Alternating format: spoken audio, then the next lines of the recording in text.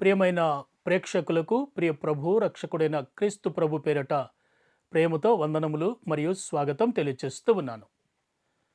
అనేక ప్రేక్షకులు అడుగుచున్నటువంటి ప్రశ్నలకు సమాధానం ఇవ్వవలసినదిగా ఈ కార్యక్రమమును బైబిల్ ట్రూత్స్ లేక బైబిల్ సత్యములు అనే కార్యక్రమమును మీ ముందుకు మేము అందిస్తూ ఉన్నాం. ఈ ప్రత్యేకమైనటువంటి కార్యక్రమములో మనకు వర్తమానములు అందించబోవారు రెవరెండ్ మనోహర్ ప్రదీప్ గారు, MTh, the United Trinity church బెంగళూరులో వీరు సేవ చేస్తూ మరలా బెతెస్దా బైబిల్ సెమినరీకి ప్రిన్సిపల్గా వ్యవహరిస్తూ ఉన్నారు. ప్రభు పనిలో విరామము లేకుండా బలముగా వాడబడుతున్నటువంటి దైవజనులు వారు మన మధ్యలో ఉండటం చాలా సంతోషం.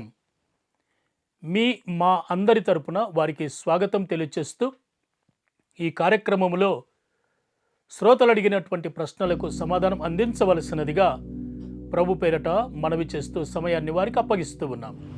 సమస్త విధమైన మహిమ ఘనత ప్రభావములు ఆయన నామమునకే కలుగునుగాక. ఆన్లైన్ శ్రోతలకు వీక్షిస్తున్న మీకందరికీ ప్రభు పేరట శుభాలు తెలియచేస్తున్నాను. ఫీబా ఇండియా కార్యక్రమాల ద్వారా మీరు ఎంతో వాక్యంలో ఎదుగుతున్నారని, దేవునిలో బలపడుతున్నారని తెలుసుకుని సంతోషిస్తున్నాము. దేవాది దేవునికి ఎంతో కృతజ్ఞతలు తెలియచేస్తున్నాం.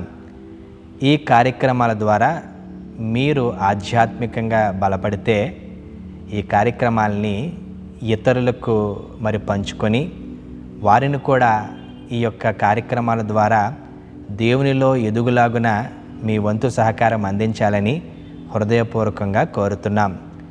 దేవుని యొక్క వాక్యాన్ని కొన్ని నిమిషాలు మనము ధ్యానము చేయుదము. మనము సమాజంలో జీవిస్తున్నాం. మనమందరము కూడా క్రైస్తవులుగా ఆదివారము సంఘములో బలపడుతున్నప్పటికీ సోమవారం నుండి శనివారం వరకు సమాజంలో మనము జీవించవలసి ఉన్నది. ఆదివారము పరిశుద్ధ లేఖనాల ద్వారా బలపరచబడి దేవుని వాక్యాన్ని చెవులతో విని హృదయమందు అంగీకరించి వినిన వాక్యాన్ని సంఘములో సమాజములో మనము కనపరచాలి అనే సత్యాన్ని ఈ యొక్క సమయంలో నేను జ్ఞాపకము చేస్తున్నాను.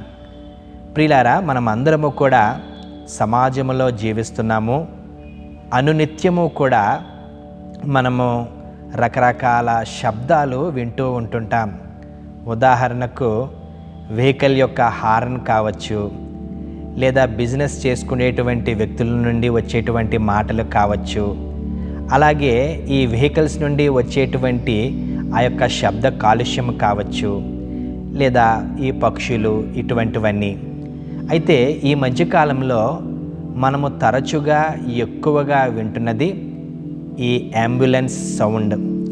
అంబులెన్స్ నుండి వచ్చేటువంటి ఈ యొక్క హార్న్, అంబులెన్స్ నుండి వచ్చేటువంటి ఆ యొక్క సిగ్నల్స్. మనమందరము కూడా ఈ యొక్క రెడ్ లైట్స్ దగ్గర ఆగినప్పుడు, లేదా రోడ్ల మీద వెళ్తున్నప్పుడు వెనకాల నుండి దారి ఇమ్మని ఎక్కువ హార్న్ కొడతా ఉంటుంటారు. మనం ఒక్కొక్కసారి దారి ఇస్తాము, ఒక్కొక్కసారి ఆ వెహికల్ మనల్ని దాటి ముందుకు వెళ్ళిపోవడానికి అవకాశము ఇవ్వము. ఎందుకంటే మన ముందు కూడా అనేకమైన వాహనాలు ఉంటాయి. ఇది దేవుని వాక్యము నుండి ఎలాగ చూడవచ్చు అనే సత్యాన్ని ఈ సమయంలో మనము క్లుప్తంగా ధ్యానము చేద్దాము. ఈ యొక్క సమయాన్ని దేవుని వాక్యము నుండి మనము సమాజంలో ఎలాగా క్రీస్తుని కలిగి ఉండాలి అనే సత్యాన్ని మనము క్లుప్తంగా ధ్యానము చేద్దామండి. ఇంగ్లీష్లో ఇంటర్సెప్టర్ అని పలుకుతారు. దీనికి తెలుగు యొక్క అర్థం ఏంటంటే మార్గమధ్యములో అడ్డుకునే వ్యక్తి. మార్గమధ్యములో అడ్డుకునేటువంటి వ్యక్తులు.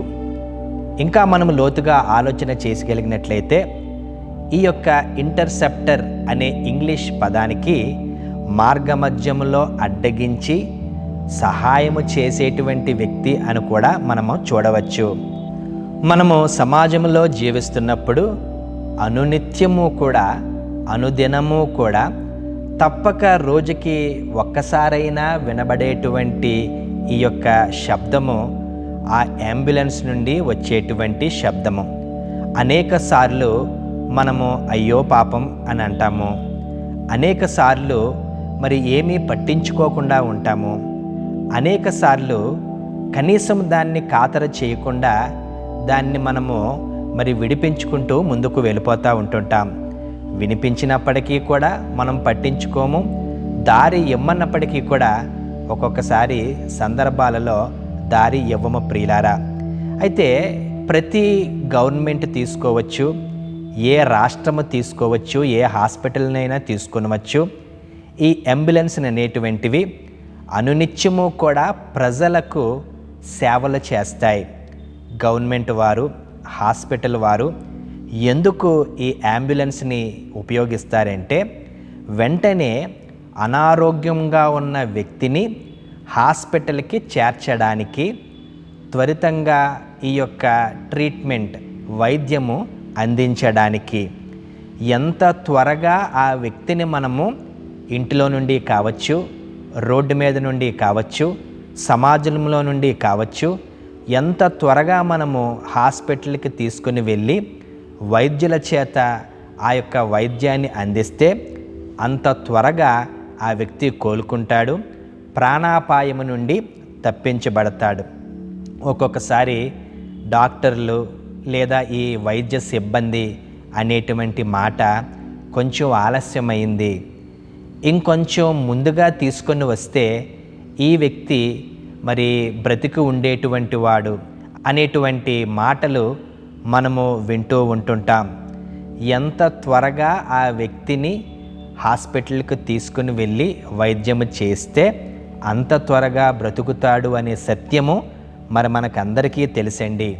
అయితే అనేకమైన సందర్భాలలో మరి ఈ వ్యక్తులు, అనారోగ్యం పాలైన వ్యక్తులు సకాలానికి ఆ యొక్క ఆసుపత్రులకు వెళ్ళలేరు. దానికి రకరకాల కారణాలు ఉండి ఉండవచ్చు ప్రియులారా.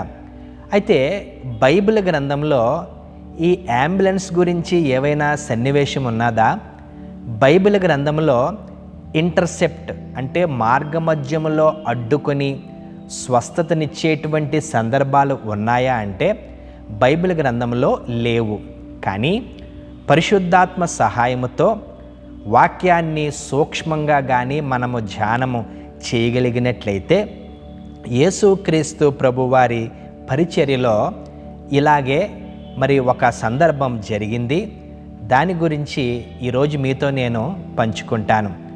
లూకా సువార్త 7వ అధ్యాయము 11 నుండి 17 వచనాలు మనము చూస్తే, ఇక్కడ యేసుక్రీస్తు ప్రభువారు మరి మార్గ మధ్యములో వెళ్తూ ఉంటుండగా ఒక పాడెని అనగా చనిపోయిన వ్యక్తిని మరి చూస్తారు. ఈ వ్యక్తి ఎవరో మనకి పేరు తెలియదు, కానీ నాయీను అనేటువంటి ఊరిలో ఒక విధవరాలి కుమారుడిగా దైవ లేఖనాలు మనకి తెలియచేశాయి. నాయీను అనేటువంటిది ఒక ఊరు. ఇది చాలా ఫేమస్ అయిన ఆ యొక్క సందర్భం. అనేక సందర్భాల్లో ఈ వాక్య భాగాన్ని మనము ధ్యానము చేస్తాం. యేసుక్రీస్తు ప్రభువారు ఆయన యొక్క పరిచర్యలో చనిపోయిన 3 వ్యక్తుల్ని లేపి నేనే మార్గము, సత్యము, జీవము అనేటువంటి సత్యాన్ని మరి మనకు తెలియచేశారు. ప్రత్యేకంగా మనం అనేక సార్లు ఈ లాజరు గురించి మరి ధ్యానము చేస్తాం. లాజరు చనిపోయిన తర్వాత మరి 4 రోజులు యేసుక్రీస్తు ప్రభువారు ఆలస్యం చేశారు. మరి వాసన వచ్చిన ఆ శరీరాన్ని కూడా తిరిగి లేపారు అనే సందర్భాన్ని మనము ధ్యానము చేస్తాం. 2వ సందర్భంలో యేసుక్రీస్తు ప్రభువారు యాయీరు కుమార్తెను స్వస్థపరిచినట్లుగా కూడా మనము ధ్యానము చేశాం. ప్రియులారా, యాయీరు కుమార్తె చనిపోయినప్పుడు ముందుగా తనకి అనారోగ్యము కలిగింది. వెంటనే ఈ యొక్క వ్యక్తి, ఈ యొక్క యాయీరు వెంటనే యేసుక్రీస్తు ప్రభువు దగ్గరికి వచ్చి, నా కుమార్తె అనారోగ్యంగా ఉన్నది, చావనై ఉన్నది, నువ్వు త్వరగా రమ్మని కబురు పెట్టడం మనం చూస్తాం. అయితే యేసుక్రీస్తు ప్రభు వారు వెళ్ళకముందు ఆయన యొక్క శిష్యులు, ఇంట్లో పనివారు, బోధకుడిని ఇంక నువ్వు కష్టపెట్టవద్దు, నీ కుమార్తె చనిపోయింది అనే మాటను కూడా మనము చూసాం. అక్కడ ఆ సందర్భాన్ని లోతుగా మనము ధ్యానము చేస్తే యేసుక్రీస్తు ప్రభువారు ఆ మాటను పట్టించుకోకుండా చనిపోయిన వార్త చెవిన పడినప్పటికీ కూడా ఇంటికి వెళ్ళి అక్కడ గొల్లు చేసిన వారిని, ఏడుస్తున్న వారిని, ప్రలాపిస్తున్న వారిని మరి దూరంగా పంపివేసి లోపలికి వెళ్ళి మరి ఆ పాపను, ఆ యొక్క కుమార్తెను లేపినట్లుగా మరి మనము చూస్తాం. ప్రియులారా, ఈ రెండు సందర్భాలు మనకి లోతుగా తెలుసు. కానీ బైబిల్ గ్రంథంలో యేసుక్రీస్తు ప్రభువారు ఇంకొక వ్యక్తిని కూడా లేపినట్లు మనము చూడవచ్చు. ఎవరంటే ఈ విధవరాలి కుమారుడు. ఈ నాయిను అనేటువంటి ఊరికి యేసుక్రీస్తు ప్రభువారు పని కట్టుకొని వెళ్ళలేదు. యేసుక్రీస్తు ప్రభువారు ఆ నాయిను అనేటువంటి ఊరికి ఎక్కడి నుండి వెళ్ళారు అని అంటే, యేసుక్రీస్తు ప్రభువారి పరిచర్యలో కపెర్నహూములో ఆయన యొక్క పరిచర్య వ్యాపించింది, స్థిరపరచబడింది. అక్కడి నుండి చుట్టూ ఉన్న గ్రామాలలో సేవ చేసేటువంటి వారు. యేసుక్రీస్తు ప్రభువారు పని కట్టుకొని కపెర్నహూము అనేటువంటి ఊరు నుండి నాయిను అనేటువంటి గ్రామానికి వెళ్తున్నట్లుగా మనము చూస్తాం. దయచేసి మర్చిపోవద్దు, మన సందర్భము అంబులెన్స్, మన యొక్క మాట ఇంటర్సెప్టర్. తెలుగులో ఈ యొక్క మార్గమధ్యములో అడ్డుకునేటువంటి వాడు. మనము ఈ రోజుల్లో అంబులెన్స్ని చూసినప్పుడు అంబులెన్స్ని మనం అడ్డుకోవట్లేదు, కానీ అంబులెన్స్కి దారి ఇస్తున్నాం. అంబులెన్స్ని ఒక్కొక్కసారి పట్టించుకుంటున్నాము, ఒక్కొక్కసారి పట్టించుకోవట్లేదు. యేసుక్రీస్తు ప్రభువారు ఏమి చేశారు, మనము ఏమి చేయాలి అనేటువంటిది మనము క్లుప్తంగా ధ్యానము చేస్తున్నాం. యేసుక్రీస్తు ప్రభువారు పిలవకపోయినప్పటికీ కూడా నాయిను అనేటువంటి ఊరికి వెళ్తున్నారు. మార్గ మధ్యంలో ఒక పాడె కనిపించింది. ఆ పాడె మీద ఒక యవనస్తుడు ఉన్నాడు. ఎవరు ఈ యవనస్తుడంటే ఒక విధవరాలి కుమారుడు. ఈ విధవరాలి కుమారుడు చనిపోతే ఊరివారు పాతిపెట్టేటువంటి క్రమంలో ఆ యొక్క పాడెను, ఆ యొక్క శవమును తీసుకొని వెళ్తున్నారు.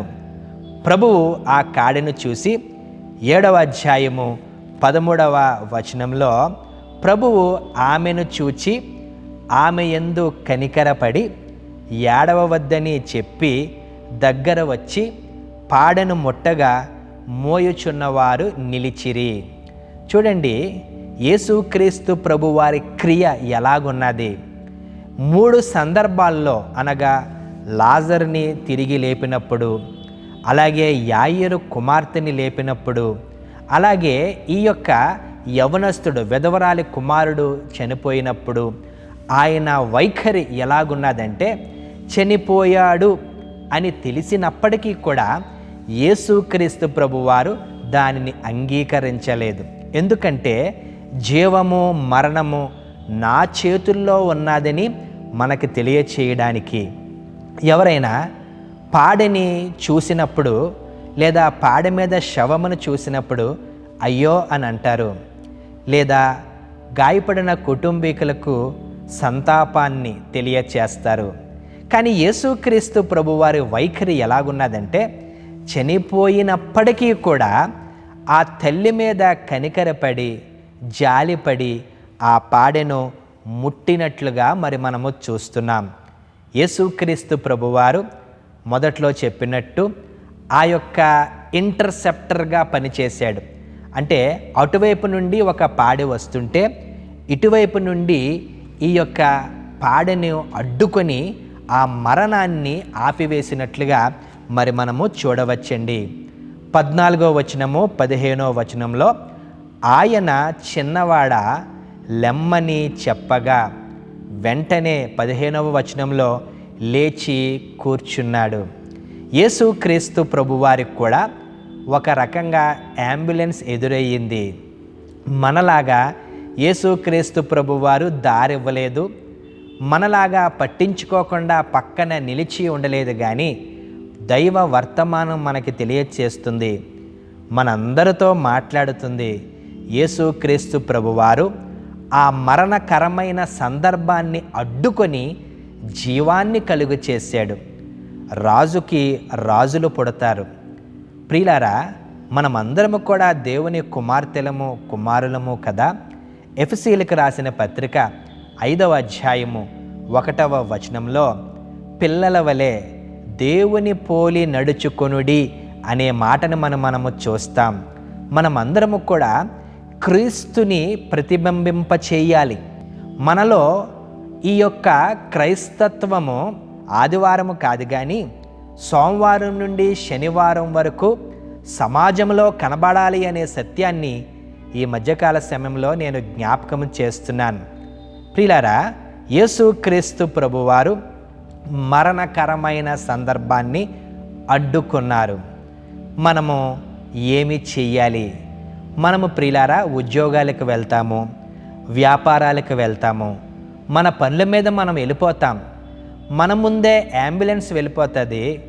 మన ముందే ఈ యొక్క హార్న్ కొట్టుకుంటూ చాలా త్వరగా ఆ వాహనాన్ని నడుపుతున్న వ్యక్తి మరి ముందుకు తీసుకుని వెళ్ళిపోతాడు. అందులో చూస్తే కొంతమంది కూర్చొని ఉంటారు. ఆ యొక్క అనారోగ్యంగా ఉన్న వ్యక్తి, మరణ పడక మీద ఉన్న వ్యక్తి లోపల పడుకొని ఉంటాడు. క్రైస్తవులుగా మనం ఏమి చేయాలి? ఏమీ చేయలేమండి. మనకి వైద్యము రాదు, మనకి సందర్భం తెలియదు. కానీ ఒక్కటి చేయగలం. ఏంటో తెలుసా? క్రీస్తు పిల్లల వలె యేసుక్రీస్తు ప్రభువారు మన తండ్రి ఒక మాదిరిని చూపించి వెళ్ళిపోయాడు. ఆయన ఈ పాడెని వెళ్ళిపోనివ్వలేదు, ఈ పాడెని అడ్డుకున్నాడు అనే సందర్భాన్ని మనము జ్ఞాపకం చేసుకోవాలి. మనము కూడా మన యొక్క జీవితంలో, మన యొక్క ఆధ్యాత్మిక జీవితంలో, మన సమాజ సేవలో ఏం చేయాలంటే, ఒకవేళ ఎప్పుడైనా అంబులెన్స్ని కానీ చూస్తే, ఆ యొక్క వాహనాన్ని కానీ మనం చూస్తే, ఆ యొక్క హార్న్ చూస్తే, మరి దారి ఇవ్వడం తర్వాత, ఆ తర్వాత అయ్యో పాపం అనడం తర్వాత ఎక్కడుంటే అక్కడ కొన్ని సెకండ్లు అయినప్పటికీ కూడా జీవము కలిగిన మాటలను మనము విడుదల చేస్తే, ప్రార్థన చేస్తే, ఖచ్చితంగా ప్రియులారా, ఆ యొక్క అంబులెన్స్లో ఉన్న వ్యక్తి ఎవరైనప్పటికీ, ఏ మరణకరమైన సందర్భం అయినప్పటికీ, నీ ప్రార్థన, నా ప్రార్థన, మన చిన్న ప్రార్థన ఆ వ్యక్తిని బ్రతికిస్తుంది అనే సత్యాన్ని నేను జ్ఞాపకం చేస్తున్నాను. యోహాను సువార్త 14వ అధ్యాయము 12వ వచనంలో, నేను చేయు క్రియలు నా యందు విశ్వాసముంచువాడును చేయును, వాటికంటే మరి గొప్పవియు అతడు ఆమె చేయునని నిశ్చయముగా చెప్పుచున్నాను. బైబిల్ గ్రంథంలో ఎక్కడైనా యేసుక్రీస్తు ప్రభువారు నిశ్చయముగా అనే మాటని పలికారంటే అది ఖచ్చితంగా నెరవేర్చబడుతుంది అని అర్థం. గమనించండి, నిశ్చయముగా అనే పదము అన్ని వేళల్లో, అన్ని సందర్భాల్లో రాయలేదు. కొన్ని సందర్భాల్లోనే వ్రాయడం జరిగింది. ఆన్లైన్ వీక్షకులకు, శ్రోతలకు నా మనవి, మనలో జీవము కలిగిన మాటలు ఉన్నాయి. బైబిల్ చెప్పిందండి, జీవ మరణములు నాలుక వశము, దాని యందు ప్రీతిపడువాడు దాని ఫలమును తిందును. ఎప్పుడైతే జీవము కలిగిన మాటలను మనము విడుదల చేస్తామో, ఆ అంబులెన్స్లో ఉన్న సందర్భం మరణమైనప్పటికీ కూడా జీవాన్ని కలుగు చేస్తుంది అనే సత్యాన్ని నేను జ్ఞాపకం చేస్తున్నాను. కనుక మీకు తెలుసు, మీరు ప్రార్థన చెయ్యట్లేదు అని నేను అనట్లేదు. కానీ ఒకవేళ ఇంకా ఎవరైనా వారి యొక్క సమాజ సేవలో, ఆ యొక్క సామాజికంగా ఎప్పుడైనా ఈ యొక్క అంబులెన్స్ని కానీ చూస్తే దాటిపోనివ్వద్దు, అడ్డుకొనండి, ప్రార్థన చేయండి. జీవము కలిగిన మాటల్ని విడుదల చేస్తే సందర్భంలో మరణమైనప్పటికీ జీవాన్ని దేవుడు కలుగు చేస్తాడు అనే విషయాన్ని నేను జ్ఞాపకం చేస్తున్నాను. దేవుడు మిమ్మల్ని బహుగా దీవించి ఆశీర్వదించునుగాక. ప్రియమైన ప్రేక్షకులారా, ఇంతవరకు మీరు వినిన ఈ కార్యక్రమం మీకు దీవెనకరంగా ఉన్నదని నేను నమ్ముతూ ఉన్నాను. ఇంత విలువైనటువంటి కార్యక్రమంలో అద్భుతమైనటువంటి సారాంశమును అందించిన రెవరెండ్ మనోహర్ ప్రదీప్ గారికి మనందరి తరపున కృతజ్ఞతలు తెలియజేస్తూ ఉన్నాను. మరొక విషయం ఏమిటంటే, మీకేమైనా బైబిలులో అర్థం కాని ప్రశ్నలు ఉన్నట్లయితే మీ ప్రశ్నను వివరముగా అడ్వాన్స్గా మీరు మాకు తెలియపరిచినట్లయితే మీ ప్రశ్నకు ఈ కార్యక్రమంలో సమాధానం అందించే ప్రయత్నం చేస్తాం. వివరములకై మా మెయిల్ ఐడి info@fibaonline.org, మొబైల్ సంఖ్య 9480585039. మరలా మనం కలుసుకునే వరకు దైవాశీస్సులు.